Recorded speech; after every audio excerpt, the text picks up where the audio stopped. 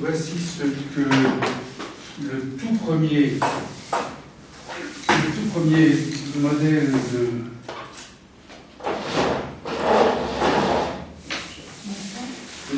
modèle lacanien peut s'illustrer, se dessiner. C'est une représentation très abstraite, hein, mais elle peut nous...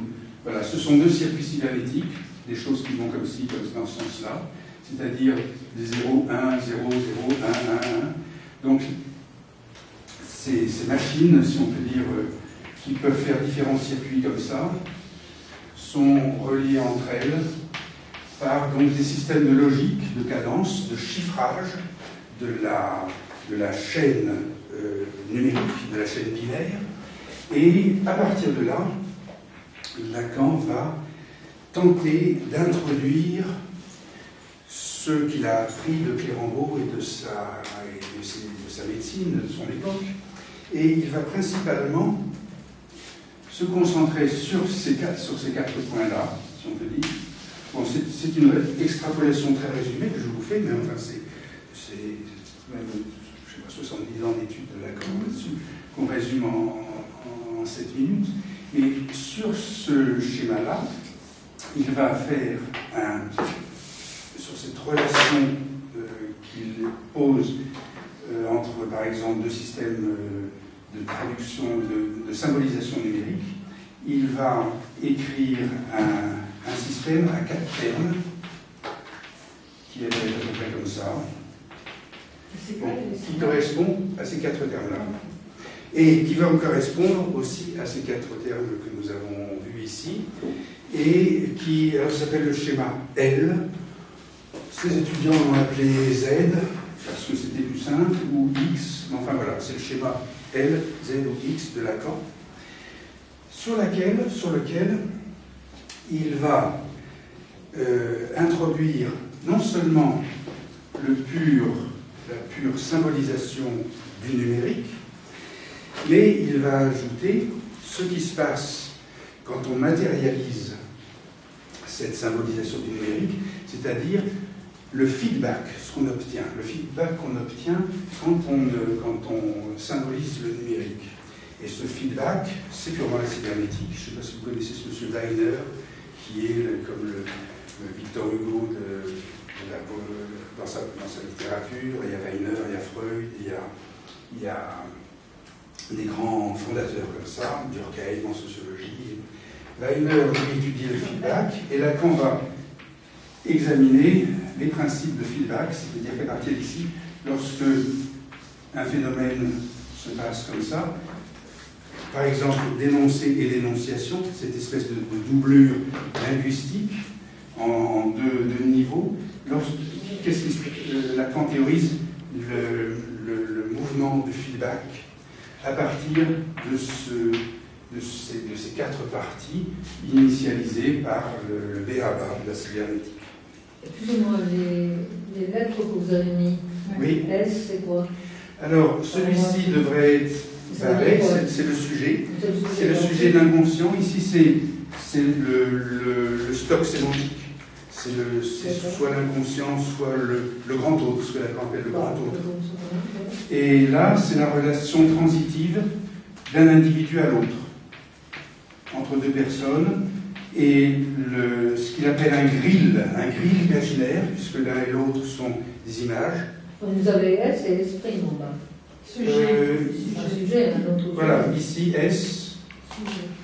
Plus, c'est quoi? Le quoi? Non, c'est pas un plus. Non, c'est pas.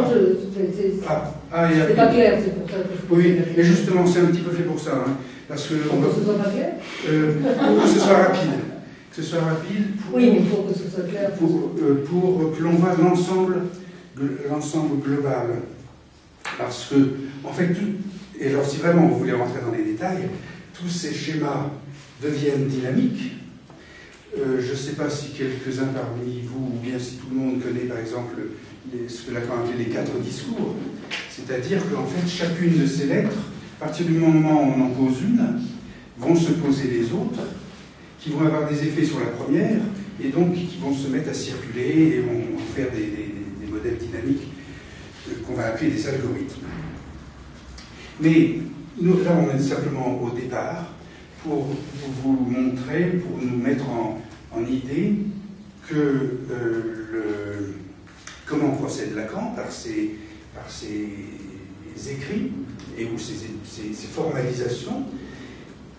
Et c'est à partir de là où il aboutit au troisième point, qui est ce qu'on appelle justement ce modèle optique, que l'on trouve ici avec nos 4 points, les 4 points que l'on a ici. Nous avons ces deux coups, nous y sommes ici. Nous avons ces 4 coins ici qui sont séparés par un miroir.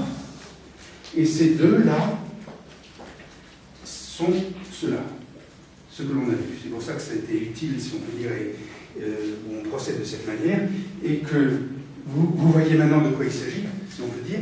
Ici, c'est l'image réelle de quelque chose qui est dans le corps, et le langage qui permet de faire ces relations entre ce qui est imaginé, enfin ce qui est signifié de l'image réelle, et de ce qui est signifié à l'autre, etc.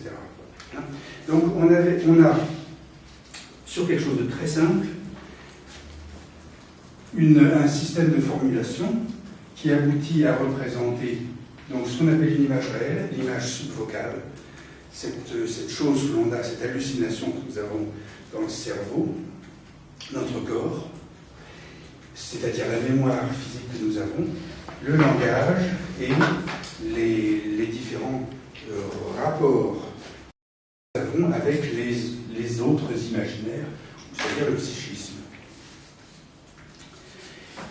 Et pour compléter donc tout ce parcours toute vitesse qu'on vient de faire, la dernière chose essentielle que Lacan nous propose d'examiner, c'est que en fait, ceci aussi est un miroir, et que ceci c'est le cortex. C'est-à-dire qu'ici nous avons des neurones. C'est ce que nous cherchions.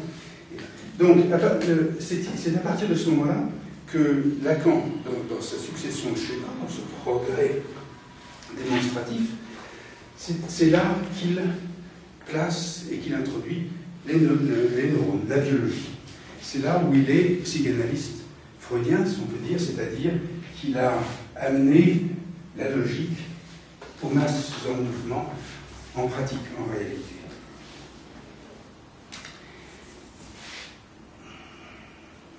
Est-ce que vous avez un petit peu D'accord. Donc, vous réfléchissez à une question? Là, on a fini à chaque fois. D'accord.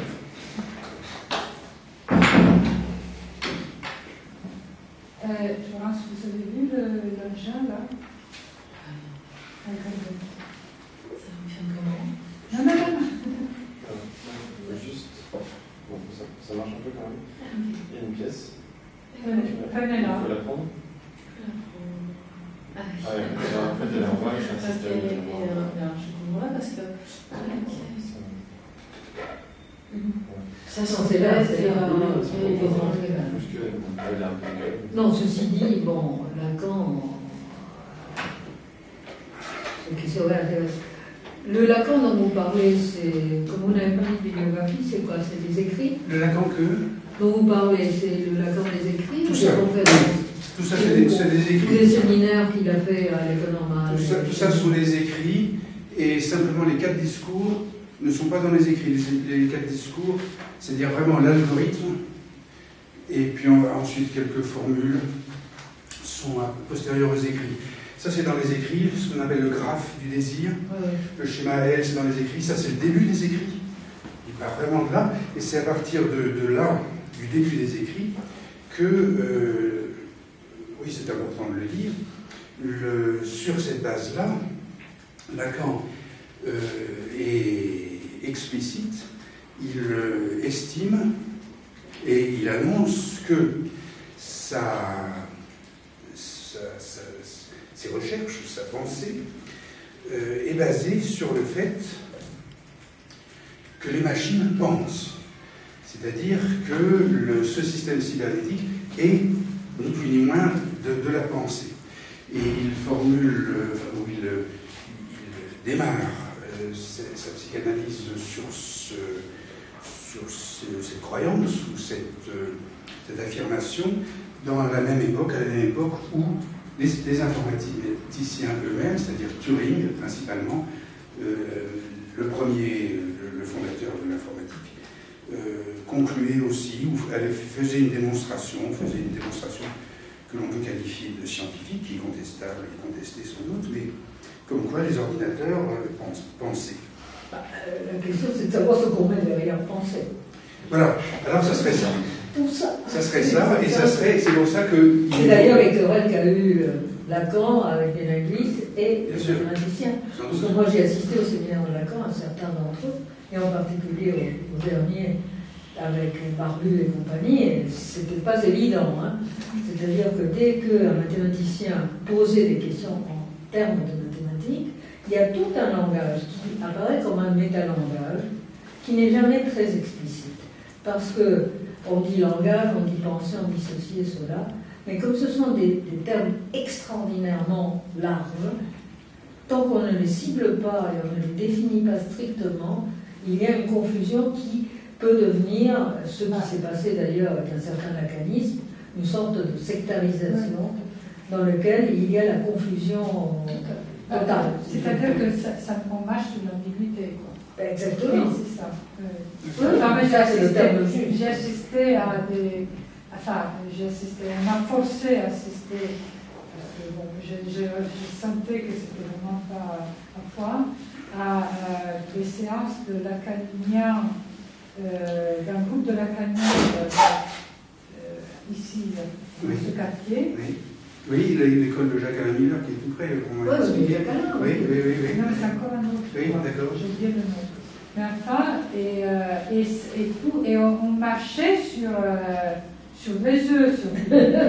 Non, mais c'était vraiment de l'ordre du critique que on disait un mot et les gens disaient ah oui, c'est ça. Je disais, mais c'est pas ça du tout. Non, mais c'était un groupe de psychanalystes et je me suis dit, mais là, il faudrait être un psychiatre dans le sens. Oui. Mais bon, donc là, ça devient... Oui, mais il ne faut pas oublier que quand même Lacan était psychiatre. Et quelque part, il a transgressé du point de vue de son propre langage. Hein. Et ça, comme analyse de texte, c'est passionnant. C'est-à-dire qu'on se retrouve avec quelqu'un qui se construit un métalangage qui devient une espèce de langage mystique. Un idiolecte. Évidemment, c'est un idiolecte. Voilà. Pardon, excusez-moi. Non, vous faites bien, mais on a bien fait aussi de se présenter, puisque donc vous avez vos références linguistiques, et moi je vous ai donc informé que j'étais lacanien, parce que je m'en étais instruit, mais que les lacaniens, c'est pour ça que je ne suis pas à Paris, et que j'étais même pas à Lyon, j'ai dû quitter Lyon parce qu'ils ne me suivaient pas du tout. Hein. Mais ce que je fais ici, c'est précisément comme je fais des recherches très en avance par rapport à ces lacaniens qui sont restés, me semble-t-il, tout de même dans les jupes de Lacan ou dans ses poches. Donc je vous explique tout de même sur quoi ça se base et qui est quelque chose d'assez précis, hein, puisque nous sommes là donc avec un système neurologique, en fait, avec un modèle neurologique, avec des choses aussi réalistes que ce qu'on vient de voir, des phénomènes optiques et de logique, d'informaticiens et de choses comme ça. Et donc, pour nous rassurer plus et nous continuer à sonder la matérialité de notre motif, hein, eh bien, nous pouvons aller plus avant, plus profond, remonter à Freud lui-même. Parce que ici, en fait, nous avons fait de la neurologie. On a montré comment cette petite expérience simple d'optique, à quoi elle correspond dans une logique des neurones miroirs. Mais nous ne sommes pas encore à l'emblème, nous ne sommes pas encore à la linguistique. Même si, comme Madame disait, ce sont des prétentions de mathématisation de la linguistique qui sont ici écrites. Mais en fait, cela venait de Freud, avant cela plutôt, et nous allons voir ce qu'il en était de Freud quant à ce qu'il a pu apporter sur notre propos là. Alors, qu'est-ce que fait Freud? Donc nous avons vu que, avant son bouquin, c'est la naissance de la psychanalyse, c'est-à-dire c'est à la fin du bouquin, à la fin de l'esquisse, que Freud invente, pose le nom de psychanalyse et commence la psychanalyse. Avant cela, il y avait ce livre, et puis il y en avait un autre qui était le débat entre Breuer et Freud. Ensuite, ils se séparent, dans toute amitié, mais ils se séparent, et Freud va avoir plutôt un homme de son âge qui s'appelle Fliess, avec lequel il va correspondre. Ils vont écrire toute une correspondance qui va aboutir à la concrétisation d'un petit fascicule de quelques trentaine, cinquantaine de pages, qui s'appelle Une esquisse pour une psychologie scientifique, et à partir de là, la psychanalyse va démarrer. Donc, ce que nous allons voir, c'est ce qui se passe ici, dans cette esquisse pour une psychologie scientifique, où Freud, c'était un petit peu avant 1900, apprend, il est médecin, il est neurologue, il voudrait être neurologue, il étudie l'hypnose, l'hystérie, le cerveau, et à son époque, on a découvert les cellules, ça n'avait pas très longtemps tout à l'heure, comme les microscopes existent, mais surtout, on commence à découvrir les synapses, et le fait qu'il y ait des médiateurs chimiques qui jouent un rôle important de connecteur entre ces cellules. Et le jeune Freud ambitieux va se servir de ces découvertes toutes récentes pour élaborer tout un système qui va ensuite être celui qu'il va utiliser de manière beaucoup plus abstraite dans sa psychanalyse, de même que Lacan ensuite est devenu très abstrait après cette base très matérielle d'informatique. Freud va faire toute cette psychanalyse très discutable, basée sur des phénomènes purement psychologiques, sur la base donc d'une étude initiale qui était neurologique. Et ce que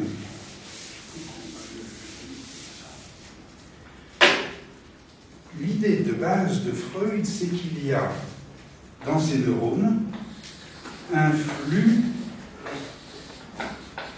qu'il va appeler phi, un flux d'énergie qui est celui de la lumière, qui est celui de l'alimentation, qui est celui de nos besoins, ce sont des masses mouvantes qui sont perçues par le système phi de perception.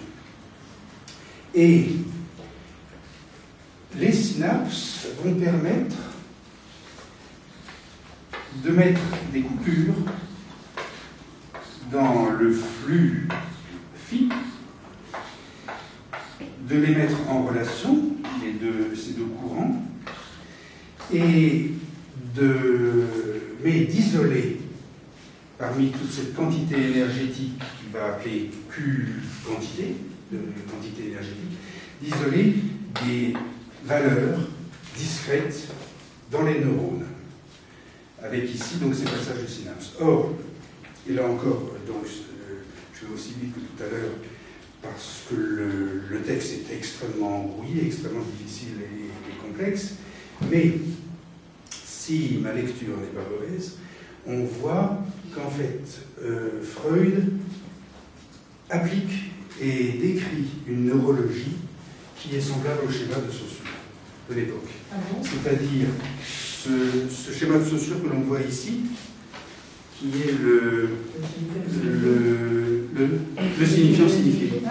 Voilà. Donc les coupures signifiantes sur le flux du signifié. Et ceci est le système psy sur le système de la perception. Le système psy étant un système où commence le phénomène d'inhibition, c'est-à-dire que le flux va être coupé, de sorte que les cellules, les neurones vont retenir des quantités énergétiques qu'il va appeler QN et qui vont pouvoir garder le b.a.-ba d'une mémoire.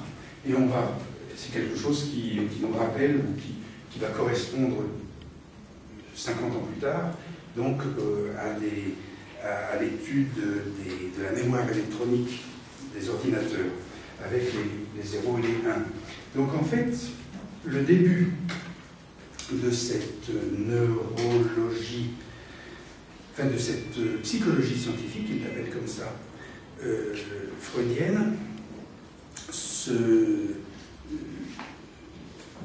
correspond à quelque chose, au modèle fondamental de la linguistique, chose que l'on n'avait pas trouvée dans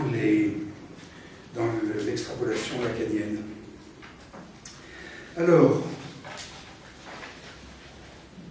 en posant cette base-là, en posant ce modèle initial d'un flux perceptif et de coupures synaptiques, Freud va essayer d'expliquer ce que c'est que le moi, qui sera l'objet de sa psychologie, et il va estimer que le moi, c'est le système d'inhibition. C'est tout ça, évidemment, mais principalement, c'est le système d'inhibition. Donc le moi va être la fonction inhibitrice à l'intérieur de ce système fluide de masse en mouvement, d'énergie en mouvement. Et une fois qu'il aura conçu cette idée d'un système réflexif et inhibitif pour obtenir une mémoire, il va être obligé de dire oui, mais là, pour avoir quelque chose de cohérent, il faut encore que j'invente un truc. Et il va inventer ici un système de neurones particulier qu'il va appeler les neurones oméga. Et ces neurones oméga vont être des neurones qui ne vont pas avoir d'énergie du tout. Maintenant, si nous reprenons une espèce d'image, l'image qu'on se fait simple de notre neurologie et du psychisme et de ces choses-là, cette pièce ici, elle n'a pas d'énergie du tout, puisque je ne peux même pas la tenir, elle ne pèse rien, alors qu'en dessous, elle a une énergie de masse. C'est-à-dire que quelque chose qui n'a pas d'énergie du tout, c'est une image de miroir, finalement, soit réelle, soit une image virtuelle. Donc en fait, on a l'impression, et c'est une piste ensuite qu'il faut étayer et consolider, mais on a l'impression que Freud aura eu l'intuition de ce qui s'est appelé les neurones miroirs, quand il se trouve obligé d'estimer que probablement il y a un système de neurones qu'il appelle oméga et qui puisse équiper le moi humain afin de le rendre tel que l'observation le montre chez les psychologues. Je voudrais faire une petite remarque. Oui. Je suis complètement d'accord. En plus, je pense que c'est une manière d'illustrer et de donner une compréhension que c'est très importante. Je pense que la question d'oméga, c'est la question exactement de l'esthétique de Peirce. Donc, c'est le concept. Donc, cette question, par exemple, dépasse même la question de l'image, si on peut se dire. C'est simplement là où vient la remarque. Et là, c'est très intéressant que l'être humain, il est lié à la question de l'énergie, il se détache quand même de sa filiation animale. On a là des gens qui étudient l'art et l'esthétisme sublime. Peut-être est-ce que vous trouvez aussi les connexions que voit M. Devello. Alors, si nous sommes arrivés au sublime et au concept, il est vrai, c'est là. C'est que finalement, Freud dit tout de même, désolé, mais il y a tout de même encore quelque chose, puisque nous ne pouvons pas conclure, enfin lui, évidemment, son intérêt, c'est de faire quelque chose ce qu'il appelle de scientifique, c'est-à-dire de matérialiste. Il faut absolument qu'il ramène cette zone complètement conceptuelle au flux pratique. Et il va introduire un quatrième neurone qu'il va appeler le neurone clé et qui va permettre, autoriser à ce que ces images-là aient des conséquences énergétiques. Il ne reste pas purement des spéculations. Donc là, on a les quatre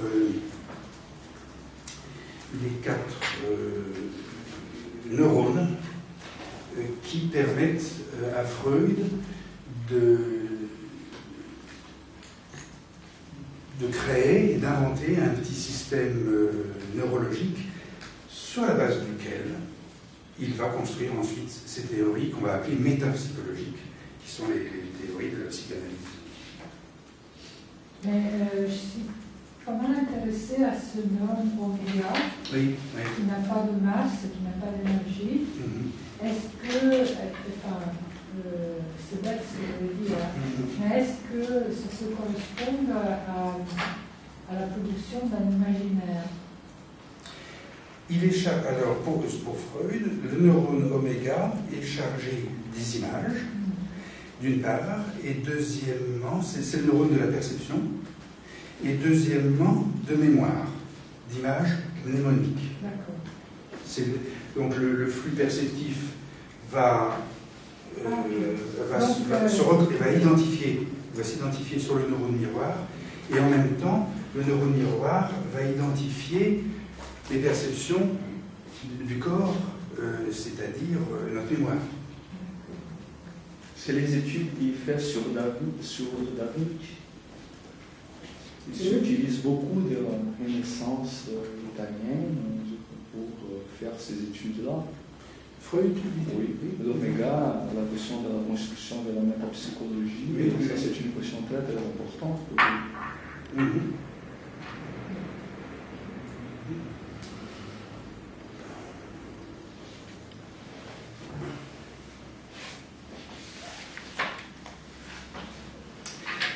Alors, on a posé, je crois, suffisamment de choses pour maintenant avoir une base de réflexion sur les thèses relatives à l'emblème. Et là c'est au-delà de mes capacités, si on peut dire. Moi, donc j'ai pu établir celles-là qui nous viennent de la neurologie, de la pratique de la psychopathologie, de son analyse. Au sujet donc il y a peut-être par des questions où on pourrait se servir de ce que je viens de dire là. Il y a une petite chose qu'il me semble. Alors là, si vous me permettez, c'est moi qui viens. Enfin, ça vient de mon fait, au-delà même des neurones miroirs. Mais c'est lié à ça, ça découle de cela. On revient à cette question, est-ce qu'on avait dessiné un neurone et l'emblème, est-ce que ce sont strictement la même chose? Est-ce qu'on peut vivre dans un monde où l'idée et la chose seraient complètement semblables? Ça existe probablement, cette conception-là, dans certaines aphasies, dans certains états proches de la mort, ou des choses comme ça. Mais est-ce que l'on peut l'utiliser dans notre époque vivante? Et il y a dans l'histoire moderne quelque chose que j'ai observé dans la littérature qui nous renseigne, nous informe sur le fait que ça a été pour traiter du futur que les temps modernes, que le XXe siècle, s'est instrumenté de l'idée que enfin, oui, que l'image, la représentation, pouvait être la même chose que la chose elle-même. Hein, cette première base linguistique dont on avait parlé. C'est-à-dire ce qui s'appelle la science-fiction. Il y a eu toute une littérature du XXe siècle qui a projeté des idées dans le futur et qui a abouti à ce que ces idées soient des choses réelles, en fin de compte. Donc, on voit dans la projection du futur, dans la création, l'invention du futur, on voit que nous sommes très proches de ce mécanisme ou de cette loi selon laquelle il y aurait une identité entre la chose et sa représentation. Pardon, mais vous parlez de fiction, là. Je parle de science-fiction. Oui, et la science-fiction, qu'est-ce que c'est le réel? Vous avez l'exemple? Alors, j'en ai été étonné moi-même il y a quelques jours, où ça fait un bout de temps que j'étudie le truc, hein, mais il y a quelques jours, j'ai vu une photo de 1956, une photo du premier disque dur. Hein? Et il était grand comme ça, haut comme ça, épais comme ça. Bon. Et ça, c'était en 56. Alors que la science-fiction de Asimov commence à être écrite avant 50. C'est-à-dire que la science-fiction a été écrite avant que l'on ait même industriellement, mais au début de l'industrie. Oui, la science-fiction dans le sens de la construction d'objets techniques très développés, etc. Voilà, qui ont été imaginés alors qu'ils n'existaient pas encore du tout. Et par conséquent, si on rassemble, si on raccourcit le temps, et si on met ensemble, si on superpose, disons, on va dire, les conceptions avant 1950 et après 1950, on voit que l'on parlait des outils informatiques ou de la société était décrite par la science-fiction, avant que cette société ne soit réellement réelle. Enfin, donc on a, en jouant sur l'échelle du temps, on voit que nous avons une réunion dans le temps qui est réalisée entre l'image et la chose, si on peut dire. Alors, ce qui est là où l'anecdote prend la substance, où disons il y a un argument là-dedans qui nourrit cette espèce d'élucubration que je suggère, ou que je vous propose de réfléchir, c'est que le grand chef d'orchestre de la science-fiction s'appelait Campbell. Et lui, c'était l'éditeur. Et il pilotait un petit peu comme un chef d'orchestre les écrivains, et il leur faisait produire des écrits complètement avant même qu'on en ait la première substance. Et Campbell a eu 3 bases d'enseignement. Weiner, le fondateur de la cybernétique, avec qui il était ami et avec qui il a travaillé. Et deuxièmement, ça c'était à l'Institut MIT, Massachusetts Institute of Technology, et deuxièmement, il était ensuite dans une université qui s'appelait Duke. Et si on touche avec les mots, Duke n'est pas nuke. Nuke, ça veut dire le nucléaire. Mais en effet, dans l'université de Duke University, Campbell a été formé ingénieur nucléaire au moment où on allait faire des bombes atomiques. Et troisièmement, dans cette université, il y avait, donc là, à côté des atomistes vraiment matérialistes, il y avait un monsieur, je ne me souviens plus comment il s'appelait, mais il est connu, hein, le nom m'échappe, cet homme-là a été le patron, si on peut dire, de la parapsychologie aux États-Unis. C'est-à-dire qu'il étudiait la télépathie des souris, si on pouvait... voilà.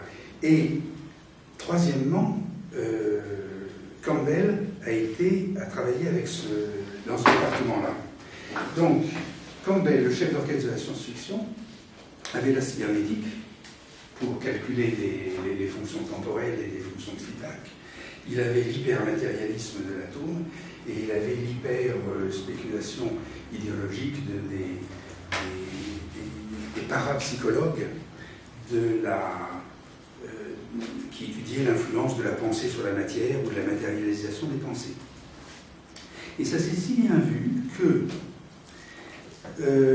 il y a eu à cette époque aux États-Unis quelqu'un qui s'appelait Hieronymus. Et ce monsieur Hieronymus faisait de l'optique et de l'électricité.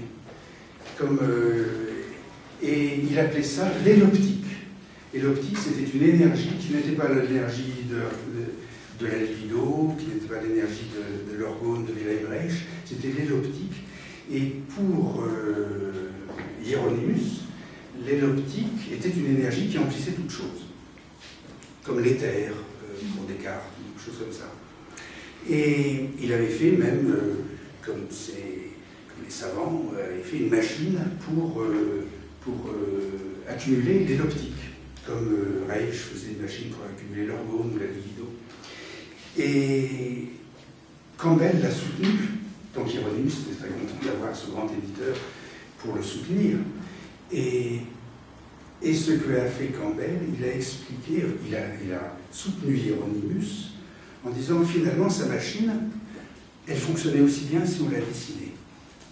C'est-à-dire que sa représentation était exactement égale à la machine elle-même.